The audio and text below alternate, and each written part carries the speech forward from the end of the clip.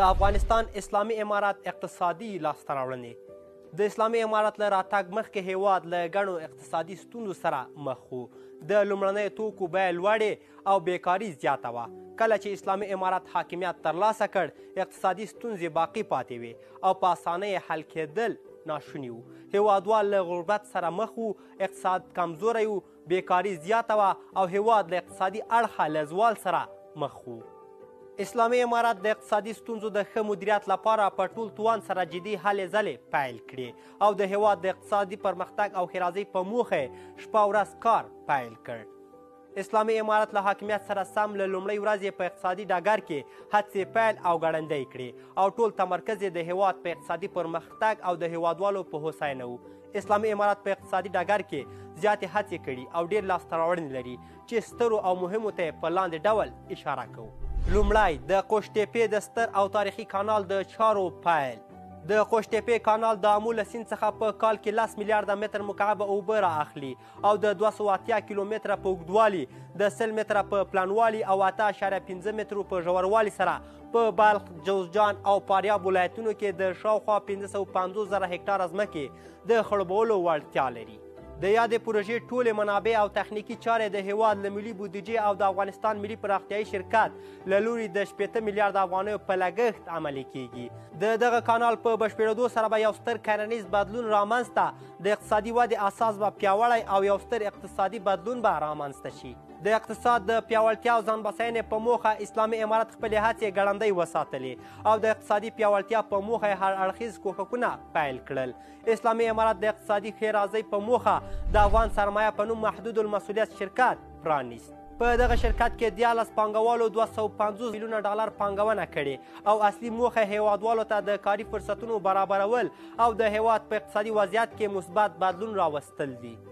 یاد شرکت په کانونو، انرژۍ، کرنې او ساختماني سکتورونو کې پانګونه کوي او لومړیتوب یې د ډبرو له سکرو د برېښنا تولیدول دي.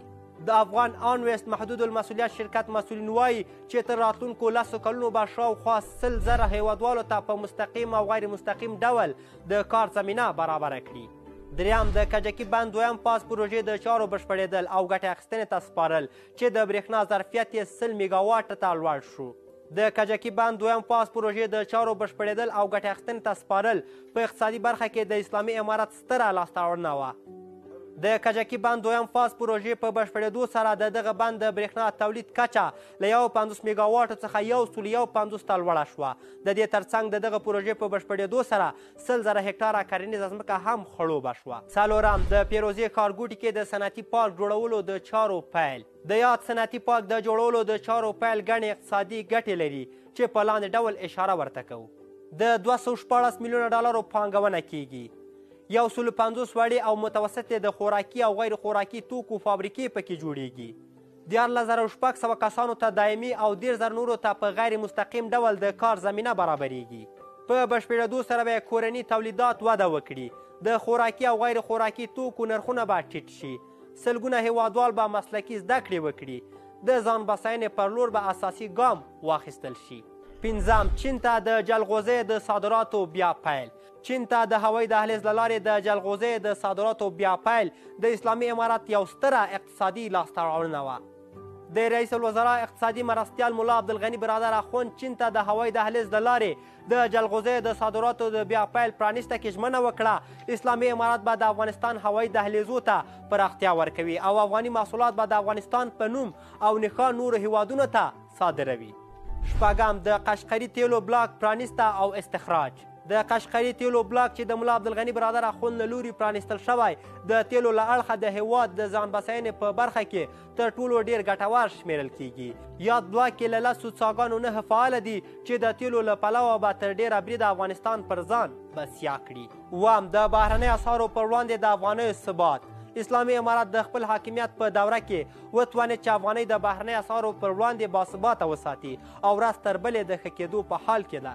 حال دا چې د سیمې باثباته هیوادونه هم د خپلې کرنسۍ په باثباته ساتلو نه دي توانېدلي او ورځ تر بلې ارزښت کمیږي. اتم، د صنعتي ښارګوټي د برېښنا 4 ساعته کېدل. د تولیدي فابریکو او صنعتي ښارګوټو فعاله ساتل د اسلامي امارت له لومړیتوبونو څخه دي. تر ټولو مهمه دا چې د صنعتي ښارګوټو او فابریکو د برېښنا اوږده او مخکینۍ ستونزه یې حل کړې او برېښنا یې ورته 4 ساعته کړې ده تر څو هیوادوال مو له اقتصادي اړخه پیاوړي او پر ځان بسیا شي. نهم، د سوالګرو راټولول. د سوالګرو راټولول د اسلامي امارت یو ستر تاریخي او مهمه کړنه وه چې د اعلی قدر امیر المؤمنین د حکم پر بنسټ دغه چاره د ریاست الوزرا اقتصادي مرستیال ملا عبدالغني برادر ته سپارل شوې وه.